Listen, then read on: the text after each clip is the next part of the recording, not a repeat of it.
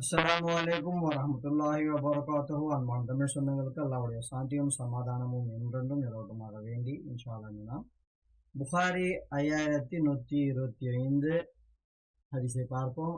ஆயிஷா ரலியல்லாஹு அன்ஹா அவர்கள் அறிவிப்பார்கள், நபிகள் நாயகம் ஸல்லல்லாஹு அலைஹி வஸல்லம் அவர்கள் ஆயிஷா ரலியல்லாஹு அன்ஹா அவர்களை பார்த்து சொல்றாங்க, நான் ஒரு கனவை கண்டேன். ஆயிஷா ரலியல்லாஹு அன்ஹாவை கனவில் கண்டேன். நான் உன்னை கனவில் கண்டேன். அதில் ஒரு வானவர் உன்னை பட்டு துணியால் போர்த்தி கொண்டு இவர்தான் உங்களுடைய மனைவி அப்படின்னு சொல்லி சொன்னாங்க. ஒரு வானவர் இந்த மாதிரி சொல்றாங்க, இவங்க தான் உங்க மனைவி அப்படின்ட்டு. அப்போ நபிகள் நாயகம் ஸல்லல்லாஹு அலைஹி வஸல்லம் அந்த பட்டு துணி, முகத்தில் உள்ள துணியை அகற்றுறாங்க. ஆயிஷா ரலியல்லாஹு அன்ஹா இருக்கிறாங்க, கனவுல இது. ஆயிஷா ரலியல்லாஹு அன்ஹா தெரியுறாங்க.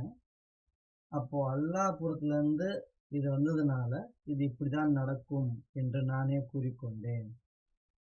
இது கல்யாணத்துக்கு முன்னாடியே ஆயிஷா ரலியல்லாஹு அன்ஹா அவர்கள் உங்களுடைய மனைவி ஆக போறாங்கன்னு சொல்லி கனவு வருது நபிகள் நாயகம் ஸல்லல்லாஹு அலைஹி வஸல்லம் அவர்களுக்கு.